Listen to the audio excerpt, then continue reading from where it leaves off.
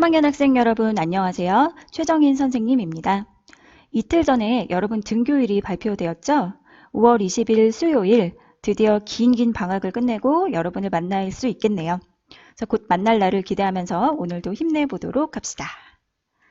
오늘은 지난 시간에 이어 대단원 1 문학과 만나는 시간의 첫 번째 소단원 문학의 아름다움을 공부하겠습니다. 우리 지난 시간에 공부한 내용 간략히 되짚어 볼까요? 문학작품을 창작할 때 그 바탕이 되고 독자가 작품을 감상할 때도 하게 되는 체험이 뭐였죠? 네, 바로 심미적 체험인데요. 자, 학습 목표에 있었죠. 자, 이 심미적 체험이란 어떤 대상에서 감동이나 깨달음을 얻으며 아름다움을 느끼는 체험인데 이 아름다움은 반드시 긍정적인 것만 의미하는 것은 아니다. 다양한 정서와 깨달음, 배움 등을 포함한다고 했습니다. 그리고 새잎을 피워내는 봄나무를 보며 하게 된 심미적 체험을 바탕으로 창작된 시 봄나무를 전체적으로 감상해 봤었죠. 이 시에 대한 핵심 질문을 통해 시의 개략적인 내용도 파악했었는데요. 자, 여러분들 지난 시간에 교과서 16, 17페이지 여백에다가 필기를 했었을 겁니다. 핵심 Q&A 해서요. 시에 표현된 객관적 상황과 이 시의 바탕이 되는 시인의 심미적 체험이 무엇인지 우리 지난 시간에 공부를 해봤습니다. 그리고 세 번째 질문, 시인이 심미적 체험을 형상화하며 사용한 표현 방식을 여러분들에게 스스로 찾아보시라고 했었어요. 이 세 번째 문제의 답 지금 확인하기로 했었는데요. 이 문제의 답은요, 위에 두 문제의 답을 연결지어 생각해보면 나옵니다. 시에 표현된 객관적인 상황은요, 그냥 겨울에서 봄을 거친 나무의 생장 과정, 우리가 흔히 보는 자연현상인데요. 자, 두 번째 질문에서, 두 번째 질문의 답에서는 이런 자연현상을 나무가 시련을 견디고 뭔가를 성취하고, 자, 이렇게 표현이 되어 있었어요. 시련, 견딘다, 성취, 이런 말들은 사실 사람에게나 어울리는 것이죠. 즉, 나무의 생장 과정, 그냥 자연현상을 마치 사람의 행동인 것처럼 표현했다는 말입니다. 사람이 아닌 것을 사람인 것처럼 표현하는 것을 뭐라고 하죠? 네, 의인화라고 하고요. 의인화를 사용한 표현법을 의인법이라고 합니다. 그래서 우리 지난 시간 문제였던 숙제였던 세 번째 질문에 대한 답, 이 시의 시인이 심미적 체험을 형상화하면서 사용한 표현 방법은 의인법이 되겠습니다. 자, 정답 정리해보면요. 나무를 시련을 견디고 값진 것을 성취하는 사람의 모습에 빗대어 표현했고 이것을 의인법이라고 한다. 나무를 시련을 견디고 값진 것을 성취하는 사람의 모습에 빗대어 표현했고 의인법이라고 한다. 자, 이렇게 정리해 주시면 되겠습니다. 의인법은요, 비유법의 한 종류라는 점도 알아두시기 바랍니다. 사람이 아닌 것을 사람인 것처럼 비유했다. 그래서 비유법 중에 하나예요. 자, 그러면 이제 교과서 16쪽의 본문을 한행 살펴보도록 하겠습니다. 자, 16쪽 모두 보고 계시죠? 일행부터 볼게요. 나무는 몸이 아팠다. 어디가 아픈 걸까요? 자, 눈보라에 상처를 입은 곳이나 빗방울들에게 얻어맞았던 곳들이 오래전부터 근지러웠다 했습니다. 자, 나무가 아픈 곳이요. 2행, 3행에 제시가 되어 있습니다. 자, 2행의 눈보라에 상처 입은 곳 그리고 3행의 빗방울들에게 얻어맞았던 곳에다가 줄을 쳐볼게요. 2행, 3행. 네, 화면처럼 줄 치셨나요? 이 줄친 부분은요. 나무의 몸이 아픈 자리를 보여줍니다. 그래서 2행 줄친 곳에다가 나무의 몸이 아픈 자리 1번, 3행 줄친 곳에 번호 2번 이렇게 매겨볼게요. 눈보라와 빗방울을 맞은 곳이 아프다면 2행과 3행의 눈보라, 빗방울 맞은 곳이 아프다면 눈보라와 빗방울은 나무를 힘들게 하는 것, 즉 시련을 의미하겠죠. 자, 눈보라와 빗방울에 동그라미 치시고요. 시련을 상징한다고 메모해 보시겠습니다. 그래서 1행부터 4행까지의 내용을 정리해 보면요. 자, 두 문장이죠. 자, 이 내용을 정리해 보면 나무의 상황을 보여줍니다. 나무가 아팠는데 눈과 비를 맞은 곳이 아프더라. 자, 그래서 1행부터 4행까지 묶어서 화면처럼 구분해 주시고요. 내용 정리해 볼게요. 나무의 몸이 아팠음, 괄호치고 상황. 나무의 몸이 아팠음, 나무의 상황을 보여줬습니다. 되셨나요? 자, 5행으로 넘어갑니다. 5행부터 12행까지 보시면요. 이렇게 길게, 5행부터 12행까지 길게 하나의 문장으로 되어 있거든요. 자, 이어서 낭송해 보도록 할게요. 땅속 깊은 곳을 오르내리며 겨우내 몸을 덮이던 물이 이제는 갑갑하다고 한사코 나가고 싶어 하거나 살을 내는 바람과 외로움을 견디며 봄이 오면 정말 좋은 일이 있을 거라고 스스로에게 했던 말들이 그를 못 견디게 들볶았기 때문이다. 자, 이렇게 긴 한 문장이 있습니다. 자, 마지막에 12행 마지막에 보시면요. 무엇 때문이다 라고 표현을 하고 있어요. 때문이다. 앞에서 말한 1행부터 4행까지 말한 나무의 상황, 나무의 몸이 아픈 그 상황이 무엇 때문인지 그 이유를 제시하고 있습니다. 자, 그 이유가 뭔지 자, 5행부터 12행을 두 부분으로 나누어서 볼게요. 먼저 5행부터 8행까지. 겨울 동안 나무의 몸을 순환하던 물, 그러니까 수분이 나무의 몸 밖으로 나가고 싶어 했어요.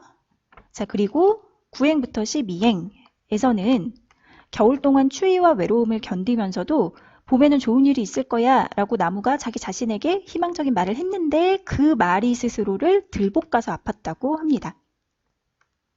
겨울 동안 나무의 몸 안에 갇혀 있다가 이제는 밖으로 나가고 싶어하는 내면의 무언가와 봄에 대한 희망 때문에 아팠다는 것은 무엇을 의미할까요?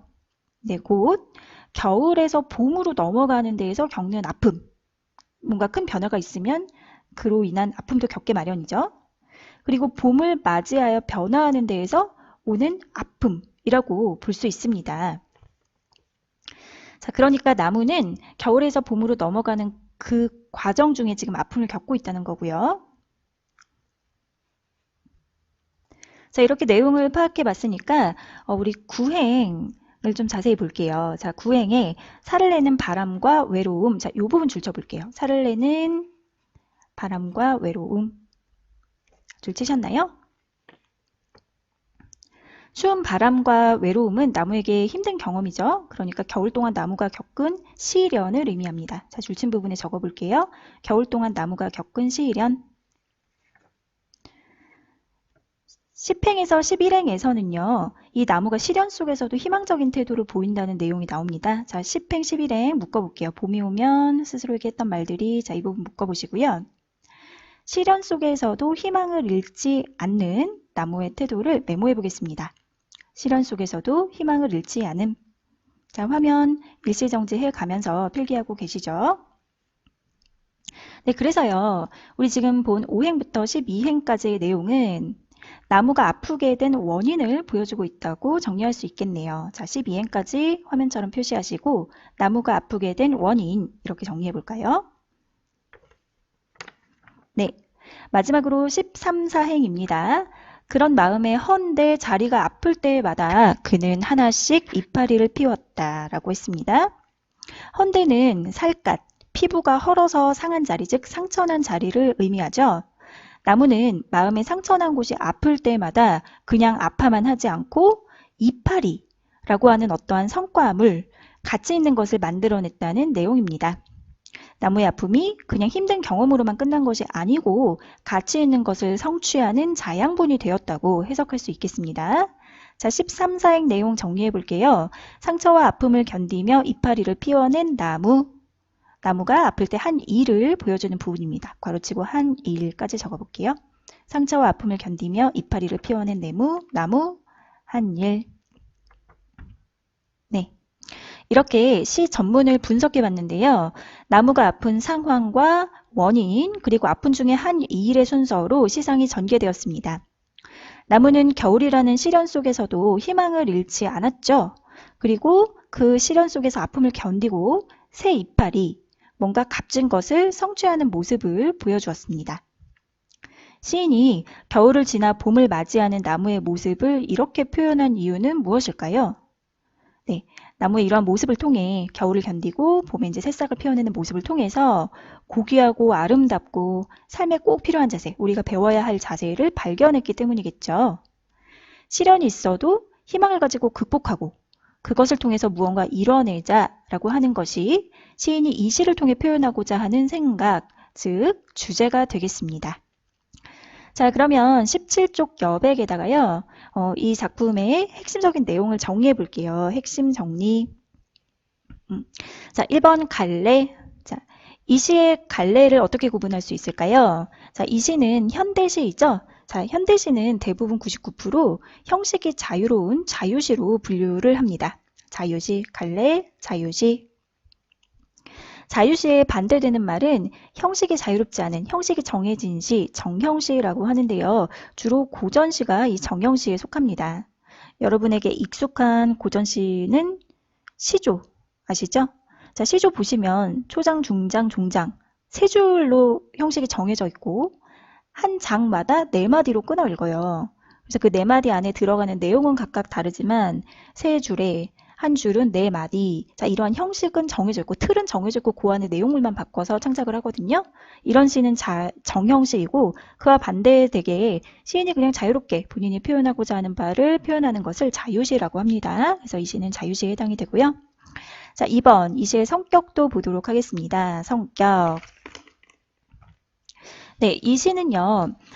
나무가 시련을 겪으면서 희망과 의지를 갖고 극복해내고 뭔가를 성취하는 모습을 보여줘요. 그래서 의지적인 태도를 보여주고 있기 때문에 의지적인 성격을 지닌 시다. 이렇게 볼 수 있습니다. 의지적. 그리고 이러한 나무의 모습을 통해서 우리가 배울 수 있는 것, 즉 교훈이 있죠. 그래서 교훈적인 시라고도 볼 수 있습니다. 교훈적. 되셨나요? 네, 자, 주제 정리해 볼게요. 3번 주제. 자, 이 시에서는 나무가 추운 겨울에 혹독한 추위와 아픔을 견디고 봄에 새싹을 피우는 과정을 보여주었어요. 그래서 시련을 견디며 가치 있는 것을, 자, 이 시에서는 이파리를 피워내는 거죠. 자, 가치 있는 것을 추구하는 삶의 자세를 이 시를 통해서 드러내고자 했습니다. 시련을 견디며 가치 있는 것을 추구하는 삶의 자세. 자, 이것이 이 시에서 표현하고자 하는 주된 생각, 주제라고 볼 수 있고요. 4번, 자, 특징 볼 건데요. 이 특징은 표현상, 전개상의 특징이 되겠습니다. 자, 첫 번째는요. 나무의 모습이 어떻게 표현되었나를 생각해 보시면 돼요. 나무를 그냥 나무로 표현하지 않고 사람의 속성을 부여해서 마치 사람인 것처럼 비유해서 표현하였죠. 첫 번째 특징은 나무의 모습을 의인화하여 표현하였다라는 점입니다. 나무의 모습을 의인화하여 표현함. 자, 의인화가 어떻게 되었는지 좀 구체화시켜서 정리해 볼까요? 나무가 의지를 갖고 시련을 견디어서 성취하는 존재인 것처럼 묘사되었어요. 자, 이게 나무를 의인화시킨 대목입니다. 자, 그렇게 의인법을 사용하였다는 특징이 있습니다. 자, 두 번째 특징은 전개상의 특징인데요. 이 시는 내용적으로 크게 세 부분으로 나눌 수가 있었죠. 처음에 나무가 몸이 아픈 상황, 두 번째 왜 아픈지 원인, 그리고 마지막으로 나무가 한 일. 그래서 몸이 아픈 나무의 상황, 원인, 아플 때 한 일을 제시하며 시상이 전개된다. 자, 이러한 특징을 갖고 있어요. 몸이 아픈 나무의 상황, 원인, 아플 때 한 일을 제시하며 시상이 전개됨. 네, 되셨죠? 자, 이렇게 해서 핵심 정리도 마치고요. 다음 장으로 넘어가겠습니다. 18페이지. 학습 활동을 통해서 여러분들이 본문 얼마나 잘 이해했는지 확인해 보도록 하겠습니다. 자, 1번. 시의 내용을 이해해보자. 자, 동그라미 1번 문제는요. 시에 나타난 나무의 상황을 정리해보자는 것이었습니다. 자, 시 본문에서 처음으로 나온 내용은 나무가 아프다고 하는 상황이었습니다. 자, 그 내용이 지금 여기 나와 있는 네모칸 중에서는 오른쪽 네모칸이네요. 몸이 아팠다. 첫 부분이 오른쪽 네모칸에다 정리해 볼게요. 나무가 몸이 아팠고 좀 더 구체화시켜서 어디가 아팠냐면 눈보라에게 상처를 입은 곳, 빗방울들에게 얻어맞았던 곳들이 근지러웠다. 자, 이 내용이 2, 3, 4행에 나왔었어요. 눈보라에게 상처를 입은 곳, 빗방울들에게 얻어맞았던 곳들이 근지러웠음. 이렇게 상황을 정리해 주시면 되겠고요. 오른쪽 위에 있는 네모칸에 있는 내용은요. 1행부터 4행 나무의 상황에서 정답을 찾을 수 있었습니다. 자, 그 다음 어떤 내용이었었나요? 네, 나무가 왜 아픈지 원인을 나타냈었죠. 자, 왼쪽 네모칸 보실게요. 겨우내 몸을 덮이던 물이 나가고 싶어 했다. 나무의 내면에 있는 무언가가 밖으로 막 나가고 싶어 했다. 네, 그리고 또 하나는 스스로에게 희망적인 말, 보면 좋을 거야. 이 말을 했는데 그게 자신을 들복 같다 라는 내용이 있었어요. 적어볼게요. 봄이 오면 좋은 일이 있을 거라고 했던 말들이 스스로를 들복 같음. 봄이 오면 좋은 일이 있을 거라고 했던 말들이 스스로를 들복 같음. 자, 왼쪽 위에 있는 네모는 본문의 5행부터 12행까지 해서 찾을 수 있었고요. 나무의 몸이 아픈 원인을 드러낸 부분이었죠. 자, 마지막에 나무가 이러저러해서 아플 때마다 한 일이 있었습니다. 뭐였죠? 마음의 헌대자리가 아플 때마다 새 이파리를 피워냈어요. 자, 이파리를 피웠음. 빈칸을 이렇게 채워보시고요. 마지막 네모칸은 13, 4행에 나무가 한 일을 드러낸 부분에서 정답을 찾을 수 있었습니다. 자, 이 시의 내용 이렇게 크게 세 부분으로 분류가 된다는 것, 자, 이 문제를 통해서도 확인을 해봤습니다. 자, 밑에 2번 문제 볼게요. 동그라미 2번. 1번 문제를 바탕으로 시에서 전하려고 하는 의미를 말해보자 그랬습니다. 시에서 전하려고 하는 의미 뭐죠? 네, 작품에서 전하고자 하는 궁극적인 의미는 곧 주제를 의미합니다. 주제. 자, 이 시에서는요. 나무가 고통을 견디고 소중한 것을 얻어내는 과정을 보여주었죠. 고통을 견디고 소중한 것을 얻어내는 과정을 보여줌으로써 자, 이제부터 주제입니다. 시련을 인내하며 희망을 갖고 가치 있는 것을 추구하는 삶의 자세를 독자에게 전하고자 했습니다. 시련을 인내하며 희망을 갖고 가치 있는 것을 추구하는 삶의 자세. 이것이 이 시에서 전하고자 하는 의미가 되겠네요. 다음 문제로 넘어갑니다. 자, 밑에 3번을 보시면요. 다음 글을 참고하여 시인이 어떤 심미적 체험을 바탕으로 시를 창작했는지 추측해보자 했습니다. 자, 밑에 있는 글은요. 우리 봄나무를 지은 시인 이상국 시인이 이 봄나무를 창작하기 전에 했던 경험을 서술한 글인데요. 자, 어떤 내용인지 보고 시인의 심미적 체험을 추측해 보도록 하겠습니다. 눈 온 다음 날 산에 가면 중동이 부러졌거나 몸을 찢기며 떨어져 나온 생솔가지들로 눈이 아프다. 그러나 아무리 혹독한 추위가 닥쳐도 나무들은 갈 곳이 없다. 저 자신이 집이기 때문이다. 그래서 눈의 무게가 몸을 찢고 얼음이 전신을 뒤덮더라도 나무들은 견딘다. 이제 날이 풀리고 바람이 순해지면 몸을 덮이던 물들이 갑갑하다고 밖으로 나가고 싶어하는 자리마다 나무들은 새 잎을 낼 것이다. 이상국, 나무들은 몸이 아팠다. 네, 잘 읽어보셨죠? 자, 이 내용을 보니까요. 시인이 의외로 봄나무를 보고 심미적 체험을 해서 이 시를 지은 게 아니네요. 시인은 겨울에 막 눈을 맞으면서 고생하는 그런 나무를 보고 영감을 얻어서 이 시를 창작을 했나 봅니다. 자, 이 내용을 보니까요. 겨울에 눈이 오고 나서 나무는 기둥이나 가지가 부러져서 아프고 그다음에 혹독한 추위를 견디는데 이걸 견딜 수밖에 없다. 도망갈 수 없으니까. 그러더니 이런 과정을 거쳐서 봄에 새 잎이 나는 거구나 라고 얘기를 하고 있습니다. 자, 이러한 나무의 모습을 보며 시인이 찾은 아름다움은 뭘까요? 즉 시인이 이러한 나무를 보는 경험을 통해서 어떤 심미적 체험을 했을까요? 네, 시련을 극복해서 나무가 이파리라고 새 잎이라고 하는 새 잎을 피워낸다고 하는 성취를 하는 것이구나. 자, 그런 아름다움을 느꼈겠죠. 그래서 3번 문제를 정리해 볼게요. 시인의 심미적 체험은요. 겨울산에서 추위를 견디는 나무들을 보며 이러한 시련을 거쳐야 봄에 새 잎을 낼 수 있다는 사실에 감동을 느끼고 시를 창작했을 것이다 라고 볼 수 있습니다. 이러한 시련을 거쳐야 봄에 새 잎을 낼 수 있다는 사실에 감동을 느끼고 시를 창작했을 것이다. 자, 이 글을 통해 우리가 추측한 시인의 심미적 체험이었습니다. 자, 다음 페이지로 넘어갈게요. 자, 19쪽 문제. 자, 2번. 심미적 체험을 중심으로 친구들과 감상을 나누어 보자 했습니다. 자, 동그라미 1번 문제를 풀기 전에요. 왼쪽에 있는 조그마한 글씨를 먼저 읽어보도록 하겠습니다.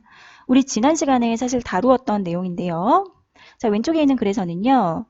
문학작품을 감상할 때 심미적 체험을 어떤 걸 하느냐. 자, 다양한 정서적 체험을 한다. 그런데 이 정서적 체험은 꼭 좋은 것만 의미하는 것도 꼭 긍정적인, 막 유쾌한 그런 것만 의미하는 것이 아니고 아름다움도 있지만 숭고함, 비장함, 조화로움, 우스꽝스러움 등등등 온갖 정서적 체험을 다 하게 되고 이것이 다 심미적 체험에 포함이 된다라고 하는 얘기를 하고 있습니다. 자, 오른쪽에 있는 동그라미 1번 문제 볼게요. 시의 내용이나 표현에서 인상적인 부분을 찾고, 자, 여러분들이 직접 찾아보시는 거죠. 그리고 그 이유를 말해보자라고 했습니다. 자, 교과서에 나온 남학생은요, 이렇게 찾았어요. 그는 하나씩 이파리를 피웠다라는 구절이 인상적이었어. 어려움을 견디며 끝내 이파리를 피워내는 나무의 모습이 숭고하게 느껴졌거든. 자, 숭고하다라고 하는 것은 고귀하다, 뭐 이런 뜻이에요. 그래서 이런 시련을 견디고 성취하는 나무를 숭고하게 느꼈다. 자, 이것이 이 친구의 심미적 체험이 되겠네요.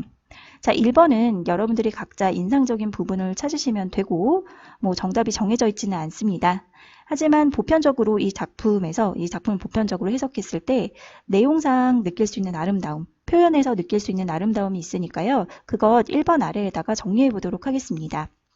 지금 화면처럼 이렇게 표를 먼저 그려주시겠어요? 이 시에서 찾을 수 있는 내용상의 아름다움, 표현상의 아름다움.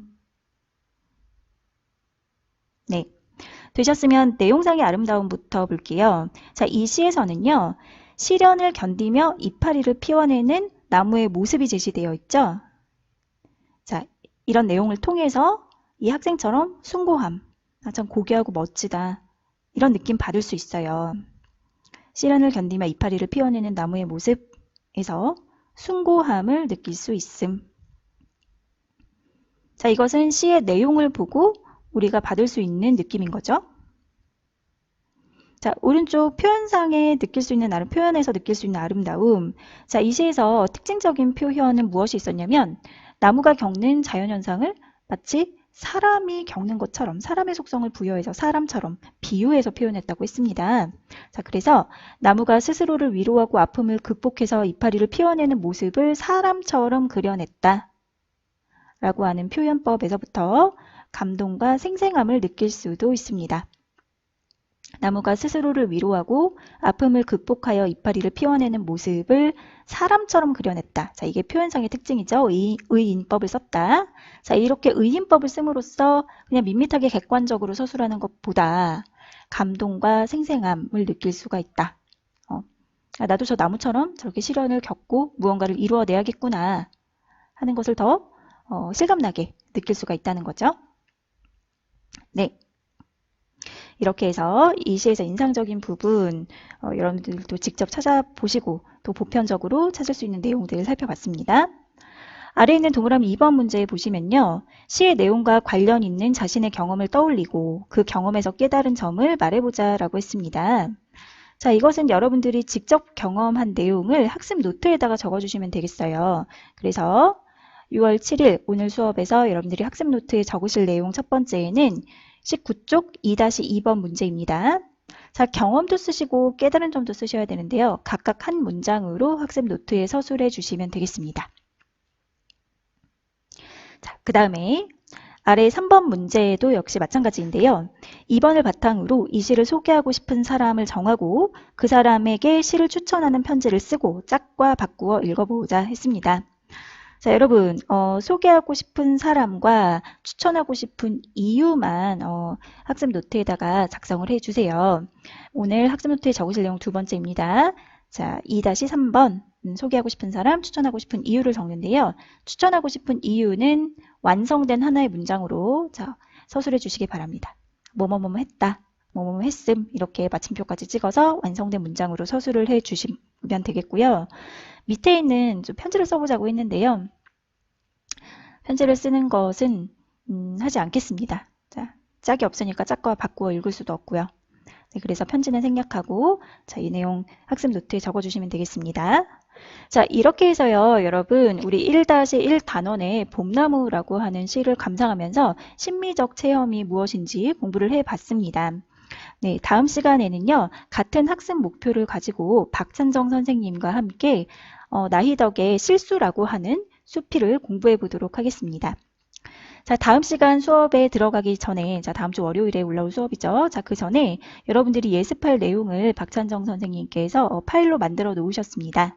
자, 그 파일을 첨부해 놓았으니까요. 반드시 보시고 미리 예습을 하시고 그 다음 시간에 수업을 받도록 해주세요. 자, 학습 노트도 꼼꼼하게 작성해 주시고요. 오늘도 수고 많으셨습니다. 감사합니다.